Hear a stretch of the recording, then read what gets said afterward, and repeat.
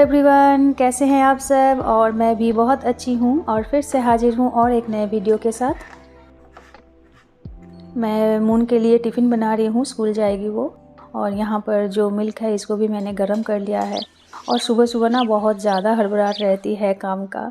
और आज husband school नहीं जाएंगे, इसलिए आज थोड़ा सा काम का जो लोड है ये कम है, इसलिए मैं शूट कर पा रही हूँ। नहीं तो सुबह इतना ज़्यादा हड़बड़ाहट रहती है ना, क्योंकि हस्बैंड लंच खा के जाते हैं और टिफ़िन भी ले जाते हैं। और मून कुछ खा के जाती है और टिफ़िन भी ले जाती है। और जून का तो फ़िलहाल अभी स्कूल नहीं है, लेकिन वो सुबह ट्यूशन जाती है और जिम भी जाती है। मून के लिए जो टिफ़िन मैंने बनाया है तो वो मैं पैक कर रही हूँ। और उसको ना उतना सॉस पसंद नहीं है। और ये मूंग पराठा है। मैं मूंग को पहले दिन मैं इस तरह से मैं कुक करके रख दी थी और थोड़ा सा मोटा बना दिया है ताकि इसका जो पेट है ये भरा रहे। और जाने टाइम वो मिल्क पी के जाती है, और नहीं तो कभी कभी सत्तू का शरबत भी पी लेती है।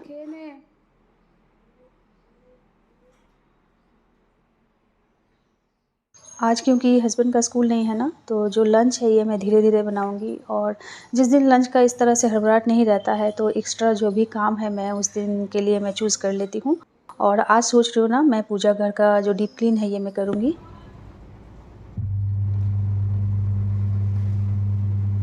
तो इधर मैंने मशीन भी चला दिया है। और जितने भी कपड़े हैं ना, मैं रात को इस तरह से भिगो के रखती हूँ और सुबह मशीन को मैं चला देती हूँ। और जून के लिए और उसके पापा के लिए सबसे पहले मैं ब्रेकफास्ट बना लेती हूँ। और मैं आज ब्रेकफास्ट नहीं खाऊंगी, आज मैं मंदिर का डीप क्लीन करूँगी और पूजा करूँगी, इसके बाद मैं खाऊँगी। और इसी बीच मैंने कुछ आलू भी बॉईल कर लिया है, और जून के लिए और उसके पापा के लिए मैं ब्रेड सैंडविच बना दूँगी। और इस तरह से ना आलू का स्टफिंग वाला जो ब्रेड सैंडविच है बहुत ज़्यादा पसंद करती है जून, तो यही आज बना देती हूँ। और वो सबसे पहले जाएगी जिम और उसके बाद वो जाएगी ट्यूशन, क्योंकि आने में उसको थोड़ा सा देरी हो जाएगा, इसलिए मैं थोड़ा सा हेवी में बना देती हूँ। और हस्बैंड भी घर ही में हैं तो आज स्कूल नहीं जाएंगे, और जो ब्रेकफास्ट है वो भी एक ही साथ कर लेंगे, इसलिए मैं थोड़ा सा जो आलू है मैंने ज़्यादा ही कुक किया है, तो दोनों को एक साथ में बना लूँगी। मंथ का एंड हो गया है और बहुत सारा घर का जो सामान है, ग्रोसरी का जो सामान है, ये भी धीरे धीरे ख़त्म हो रहा है।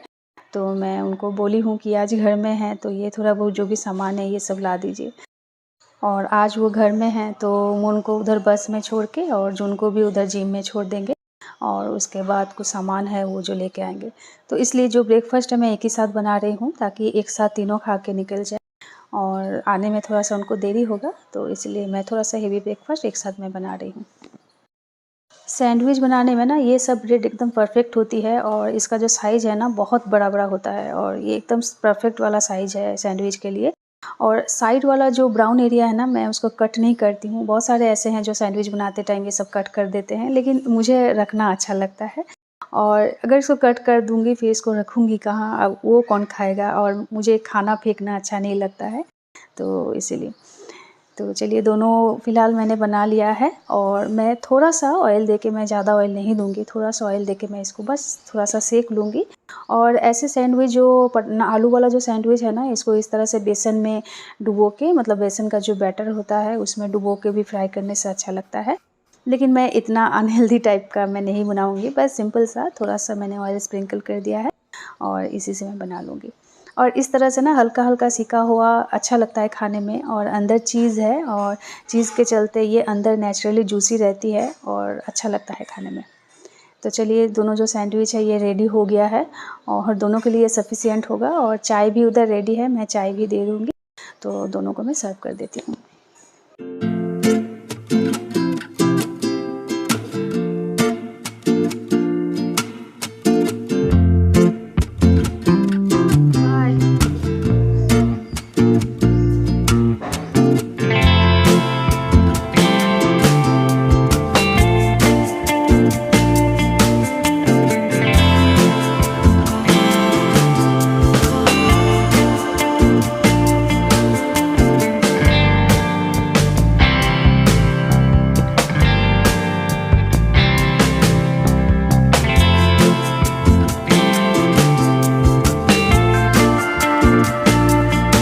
तीनों चले गए हैं अपने अपने काम पे। अब मैं जाऊंगी नहाने, और नहाने के पहले ना मैं रात में बनाऊंगी डोसा। तो इसके लिए जो राइस है और जो दाल है इसको मैं भिगो लेती हूँ। और बहुत दिन हो गया है मैंने डोसा नहीं बनाया है और बच्चे भी बहुत दिन से बोल रहे हैं कि माँ तुमने डोसा नहीं बनाया है, तो आज डिनर में बनाओ। इसको अगले दिन अगर भिगो के रखती ना तो अच्छा होता, मतलब अच्छी तरह से ये फूलता और पीसने में भी ईज़ी रहता। मतलब मैं सुबह पीस लेती और थोड़ा सा फर्मेंटेशन भी हो जाता। लेकिन वेदर इस तरह से फ्लक्चुएट हो रहा है ना कि मैं भरोसा करके मैं ये नहीं कर पाई, तो अभी मैं भिगो रही हूँ और दोपहर को मैं पीस लूँगी। और इधर हस्बैंड जो भी ग्रोसरीज़ का सामान है ये भी लेके आ गए हैं। और मंथली ग्रोसरी का जो सामान रहता है यही सब है, आइसक्रीम है। और रिलायंस में जब भी बाज़ार में जाते हैं ना तो ये आम दोई ज़रूर लेके आते हैं, और ये आम दोई ना बहुत ज़्यादा टेस्टी होता है। और दोई मतलब कार्ड, हम लोग बंगाली में दोई कहते हैं इसको, और इसमें मैंगो फ्लेवर रहता है। और ये शायद जून अपने लिए कुछ मंगवाई होगी, कुछ कॉकटेल्स है नहीं पता। और यहाँ पर कुछ स्नैक्स है, मतलब घर का छोटा मोटा जो भी सामान है ये सब है। और बाकी जो सामान है ये सब बैग में रखा हुआ है, तो इसको मैं अभी अनपैक नहीं करूँगी। मतलब जो मेल्ट हो जाएगा आइसक्रीम, आमदो, इसको मैं अभी फ़िलहाल फ्रिज में रख दूँगी और बाकी को मैं शाम में करूँगी, क्योंकि मुझे इसके बाद किचन क्लीन करना होगा, इसके बाद मुझे नहाना होगा, और जो पूजा घर है इसका मैं आज डीप क्लीन करूँगी, और इसके साथ साथ मेरा कुकिंग भी चलेगा, तो सब एक साथ संभालना थोड़ा सा डिफ़िकल्ट हो जाएगा। और ये सब सामान को फ़िलहाल मैं अभी यहीं पर छोड़ देती हूँ, क्योंकि अगर ये सब करने बैठ जाऊँगी ना तो बहुत ज़्यादा देरी हो जाएगा। तो चलिए ये सबको अभी फ़िलहाल यहीं रख देती हूँ और मैं नहा लेती हूँ।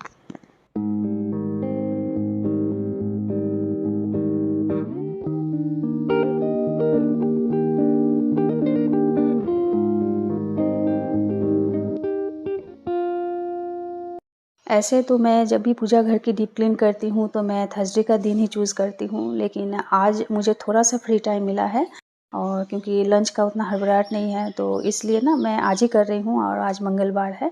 और पूजा घर जब क्लीन करती हूँ ना तो थोड़ा-सा टाइम लग जाता है, क्योंकि एकदम डीप क्लीन करती हूँ, मतलब जितने भी मूर्ति है भगवान जी का, मैं सबको हटाती हूँ और उसके बाद अच्छी तरह से क्लीन करके फिर से मैं इन सबको रखती हूँ यहाँ पर। तो ये सब थोड़ा-थोड़ा करके बहुत ज़्यादा टाइम लग जाता है, तो इसलिए मैंने आज का दिन ही चूज़ किया है। ऐसे तो मैं वीकली प्लान कर लेती हूँ कि आज मुझे क्या करना होगा, कल या परसों क्या-क्या करना होगा।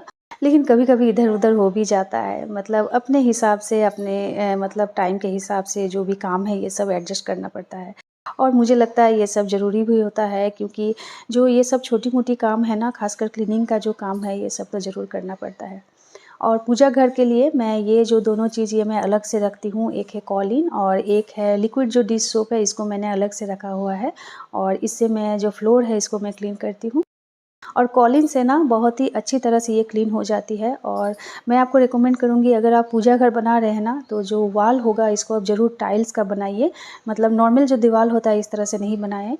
और ये मैं क्यों बोल रही हूँ ये भी मैं बताती हूँ, क्योंकि देखिए पूजा घर में दिया भी जलती है और धूप भी जलती है, तो इसका जो धुआं है और जो मतलब काला-काला एक पड़ जाता है ना, तो अगर नॉर्मल जो दीवार होगा इस तरह से तो आप क्लीन नहीं कर पाएँगे। लेकिन अगर टाइल्स होगा ना तो आसानी से आप इस तरह से कॉलिन स्प्रे करके हो या कपड़ों को भिगो के हो, बहुत ही आसानी से और ईज़ी वे में झटपट आप ये जो काम है ये निपटा सकते हैं, और आपकी जो पूजा घर है ये भी एकदम नीट एंड क्लीन रहेगी। और मुझे लगता है ना पूजा घर और किचन हमेशा नीट एंड क्लीन रखना चाहिए, क्योंकि पूजा घर में हम भगवान जी को रखते हैं, और जहाँ पर खाना बनाते हैं मतलब जो किचन एरिया है, तो यहाँ पर भी हाइजीनिक वे पे खाना बनाना बहुत इम्पॉर्टेंट है। तो मैं जब भी मुझे टाइम मिलता है मैं ये 2 जगह को हमेशा नीट एंड क्लीन रखती हूँ, मतलब कोशिश करती हूँ, हमेशा तो ऐसा नहीं हो सकता है, क्योंकि बाकी जो काम है इसका भी बहुत ज़्यादा लोड रहता है। मतलब ये जो मैं पूजा घर को मैं क्लीन करूँगी तो इसके लिए भी मुझे टाइम निकालने के लिए मुझे जो भी काम है इसको मैनेज करना पड़ा। लेकिन हाँ, ये सब के बीच में भी ना ये करना इम्पोर्टेंट है। ये जो भगवान जी को रखने के लिए जो 2 शेल्फ़ है ना, तो ये प्लाई का है, और इसमें भी ना मैं एक बार प्लास्टिक बिछा के भी देखी हूँ, पेपर बिछा के भी देखी हूँ, लेकिन उतना अच्छा नहीं लग रहा था देखने में। इसलिए मेरा एक वॉल आप देखे हैं, वो वॉलपेपर लगा हुआ है उसमें। उसमें जो भी एक्स्ट्रा पेपर था ना तो मैंने इस तरह से अलग से रख दिया है कि जब भी मैं पूजा घर को सेट करूँगी तो ये जो शेल्फ़ है मैं वहीं पर रखूँगी। लेकिन ये जो पेपर मतलब अपने हिसाब से तो रख नहीं सकती ना, मतलब जो भी बचा-कुचा है वो सब अलग से जो रह गया था उसका जो बड़ा-बड़ा पीस है मैंने उसको साइड कर दिया है। तो उस हिसाब से बस ये दोनों ही बहुत ही बड़ा-बड़ा जो पीस है ये निकला, और इस साइड पे जो छोटा-छोटा जो शेल्फ़ है ना तो उसमें वो आया नहीं है, और मैंने छोटा-छोटा जो रखा है तो उसी में ये जो है ना ये पूरी तरह से कवर नहीं हो रही थी और अच्छा नहीं लग रहा था देखने में। तो इसलिए इस साइड पे जो छोटी-छोटी शेल्फ़ है इसको मैंने इस तरह से खाली रख दिया है।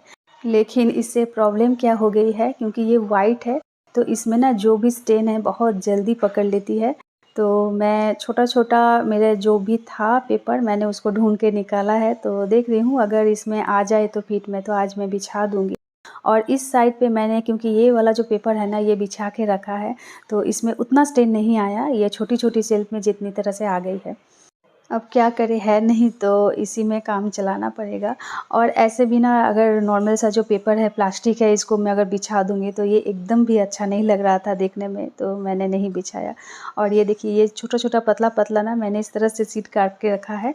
और ये जो पेपर है ना इसका क्वालिटी बहुत अच्छा है, मतलब ये जो पेपर है ना बहुत ज़्यादा थिक है। तो ये एकदम हिलती भी नहीं है, मतलब यहाँ पर इसके ऊपर भगवान जी को रख देने से ये पेपर यहाँ से वहाँ हिलती नहीं है। लेकिन अगर कुछ अगर इस तरह से पेपर अगर प्लास्टिक रख देंगे ना तो ये हिलेगी डुलेगी और बार-बार प्रॉब्लम होगा। तो इसलिए मैं वो सब को अवॉइड ही करूँगी फ़िलहाल, और मैं इसको रखूँगी।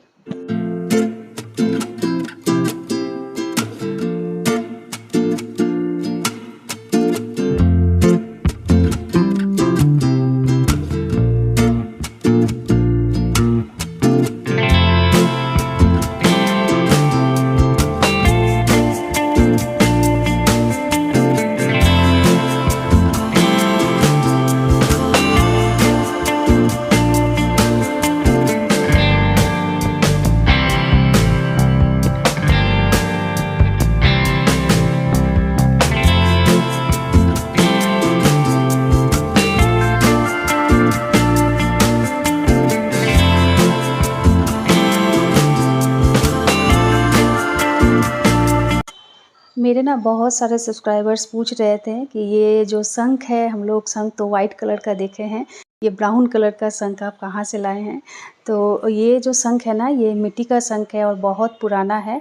और जहाँ पर मैं रहती हूँ ना बाँकुड़ा में, तो यहाँ से नज़दीक है बिष्णुपुर, और बिष्णुपुर और बाँकुड़ा में ये सब फ़ेमस है, मतलब ये सब आर्ट फ़ेमस है। और जहाँ पर मैं रहती हूँ वहाँ पर अवेलेबल है, बाँकुड़ा बिष्णुपुर में ये अवेलेबल है, और मुझे नहीं पता है ये कहीं और पे मिलता है कि नहीं। और मेरे पास ना गणेश जी का बहुत सारा कलेक्शन है। और मैंने ना कहीं पर सुना था अगर आपको गिफ्ट में गणेश जी मिले तो ये बहुत ही एक लकी चार्म होता है। और मेरे पास जितने भी गणेश जी ना ये सब मैंने एक भी ख़रीदा नहीं है, सब मुझे गिफ्ट मिला है कभी ना कभी, कहीं ना कहीं कोई ना कोई मुझे दिए हैं। और यहाँ पर हर एक टाइप का गणेश जी है, ग्लास का है, मिट्टी का है, और ऐसे सेरेमिक का है, बहुत सारा गणेश जी है। और मैं मेरा जब फर्स्ट फ्लोर हो रहा था ना तो उससे बहुत पहले ही मैं ये सब को स्टोर करके रखी थी, मतलब स्टॉक करके रखी थी, बहुत ही संभाल के मैं रखी थी कि जब मेरा घर हो जाएगा, मतलब पूजा घर हो जाएगा, तब मैं इसको सजाऊंगी। और ये जो गणेश जी है ये चांदी का है, तो जून जब मैट्रिक में अच्छा रिजल्ट की थी तो उसके पापा उसको दिए थे ये वाला चांदी का गणेश जी।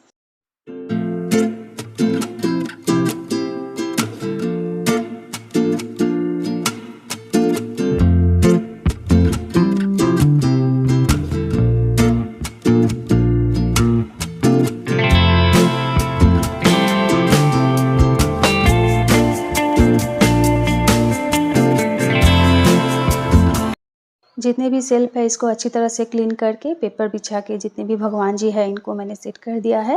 अब ये जो फ्लोर है ना तो इसको मैं इस तरह से थोड़ा-सा लिक्विड डिस्पेंसर में दे देती हूँ और थोड़ा-सा स्क्रबर से मैं स्क्रब कर देती हूँ। और ये सब पूजा का सामान मैं अलग से रखती हूँ, मतलब पूजा के रिलेटेड जितने भी सामान है सब मैं अलग से रखती हूँ, और ये स्क्रबर भी मैं इसी पर्पस यूज़ करती हूँ। और इस तरह से थोड़ा-सा स्क्रब करके मैं जो मॉप है इसे इस तरह से पोंछ लेती हूँ। क्योंकि यहाँ पर दिया जलता है और थोड़ा-सा चिपचिपा भी रह जाता है जो फ्लोर है, तो इसको टाइम टू टाइम इस तरह से स्क्रब करना ज़रूरी है। अब जितने भी बर्तन हैं ना पूजा के, तो इसको भी ना मैं इस तरह से जो मेरा पीताम्बरी है इससे मैं वॉश करती हूँ। क्योंकि मेरे पास जितने भी पूजा के बर्तन हैं ना ये सब काँसे का है। और काँसे को बर्तन को ना कभी भी ऐसे नॉर्मल जो डिश वॉश सोप होता है इसे कभी भी क्लीन मत कीजिए, और हमेशा कोशिश कीजिए इस तरह से पीताम्बरी से क्लीन करना। अगर आपका जो बर्तन है ये सब काँसे का है तो इससे ना इसकी जो चमक है ये एकदम बरकरार रहती है। और मैं हफ्ते में एक बार ज़रूर इसको करती हूँ, रेगुलर वाइज़ नहीं करती हूँ। और जब भी पीताम्बरी देखिए इस तरह से जब आप रब करेंगे ना तो कभी भी कोई भी स्क्रबर का यूज़ नहीं कीजिएगा, नहीं तो इसका ऊपर वाला जो लेयर है ना ये ख़राब हो जाती है। मतलब कांसे का जो बर्तन होता है ना इसको थोड़ा-सा सँभाल के रखना पड़ता है। और अगर इस तरह से छोटी-मोटी बातों अगर ध्यान में रखेंगे ना तो आपका जो बर्तन है ये बहुत दिन तक चमकेगा। तो चलिए जितने भी बर्तन हैं इसको मैंने अच्छी तरह से धो लिया है और एक सूखे कपड़े से मैंने इस तरह से इसको पोंछ भी लिया है। तो देखिए आप खुद ही देख सकते हैं जो बर्तन है ना ये एकदम पूरी तरह से चेंज हो जाती है। और ये पीताम्बरी ना बहुत ही अच्छी प्रोडक्ट है, मतलब ये सब पूजा का सामान को आप वॉश करने के लिए, मतलब पूजा का जो भी यूटेंसिल्स है ये वॉश करने के लिए एकदम परफेक्ट होती है।